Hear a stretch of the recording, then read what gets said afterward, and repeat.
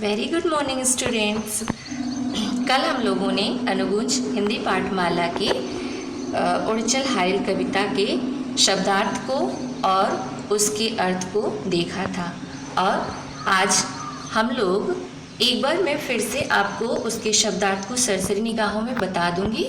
उसके बाद फिर आज हम लोग क्वेश्चन आंसर देखेंगे। ठीक है स्टूडेंट्स। रंग का पक्षी जिसके पंजे में सदैव तिनका रहता है। ओछा, तुच्छ।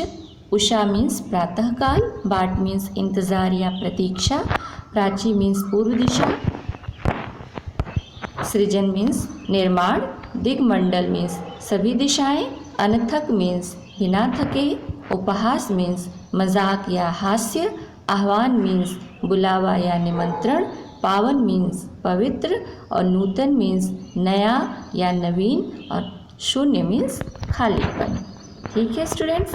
इसके साथ साथ हम यहाँ पे ये भी देखेंगे कि श्रुत लेखन दिया हुआ है। श्रुत लेखन जो भी शब्द कठिन होते हैं आपके चैप्टर में वो दे दिया गया होता है श्रुत लेखन के रूप में, जैसे हारिल, उषा, शक्ति, पाँव, दिग्मंडल, शून्य, यद्यपि, उपहास, आह्वान, सृजन।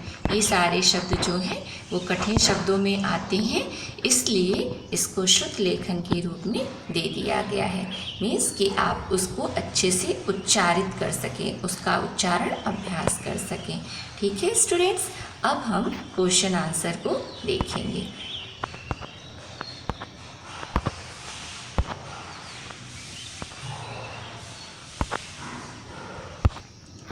देखिए स्टूडेंट्स, आपकी बुक में जो क्वेश्चन आंसर है वो मौखिक और लिखित के रूप में दिया हुआ है। तो मौखिक का अर्थ तो होता है कि मुख से बोलना। तो मैंने क्या किया है, आपके क्वेश्चन आंसर को दोनों को लिखित रूप में परिवर्तित कर दिया है।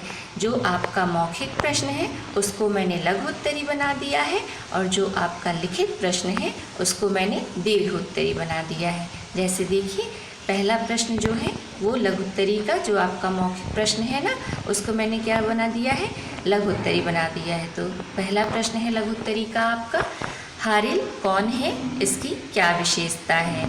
तो हारिल एक हरे रंग का पक्षी है जो ज़मीन पर नहीं उतरता, हमेशा आकाश में ही उड़ता रहता है। उसके पंजों में लकड़ी का एक छोटा सा तिनका हमेशा रहता है। ठीक है स्टूडेंट्स, ये है आपके पहले प्रश्न का उत्तर। सेकंड क्वेश्चन देखेंगे। सेकंड क्वेश्चन है कि किसकी गति नहीं रुकनी चाहिए। तो उत्तर इसका क्या हो जाएगा कि जीवन की गति नहीं रुकनी चाहिए। थर्ड क्वेश्चन इज तिनके को क्या कहा गया है। उत्तर क्या है इसका, तिनके को ओछा और पावन कहा गया है। जैसे आप कविता जब पढ़ेंगे तो फर्स्ट पैराग्राफ में तिनके को ओछा और एकदम से लास्ट वाला जो पैराग्राफ है उसमें उसको पावन कहा गया है। ये क्यों कहा गया है, आगे इससे रिलेटेड क्वेश्चन है, हम जानेंगे। ठीक है स्टूडेंट्स। अब हम दीर्घ उत्तरी प्रश्न को देखेंगे। देखिए, अब हम दीर्घ उत्तरी प्रश्न को देखेंगे। ठीक है, दीर्घ उत्तरी प्रश्न।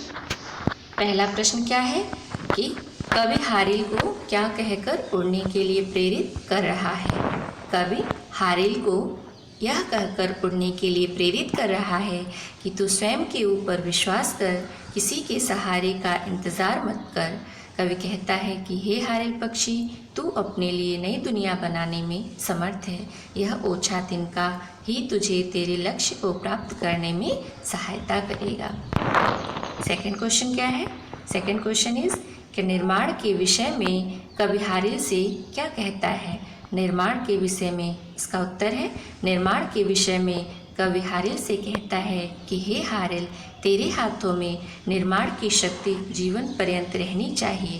तेरी इच्छा शक्ति नहीं मरनी चाहिए। तेरे पाँव में इतनी शक्ति है कि तू इस अनंत आकाश में अपना आशियाना बना सकता है। जितना ऊपर उड़ सकते हो उड़ चलो, ऊपर उठते रहना ही तेरा लक्ष्य होना चाहिए। थर्ड क्वेश्चन, कवि हारिल को किन किन से सचेत कर रहा है। उत्तर इसका है, कवि हारिल को दुनिया द्वारा किए गए उपहास या मजाक और आकाश की अनंतता से न डरने के लिए सचेत कर रहा है। अगला प्रश्न है, पहले पद में तिनके को ओछा और अंतिम पद में पावन क्यों कहा गया है?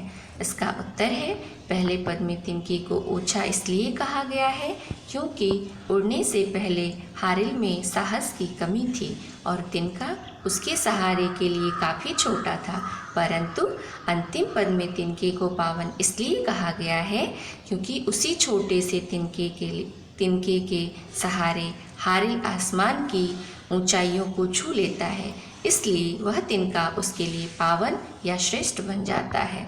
ठीक है स्टूडेंट्स, आई जस्ट होप कि आपको सारे क्वेश्चन आंसर समझ में आ गए होंगे। ठीक है, ये देखिए, आप चाहें तो इसको नोट कर सकते हैं। आराम से आप अपनी कॉपी में नोट करेंगे और इसको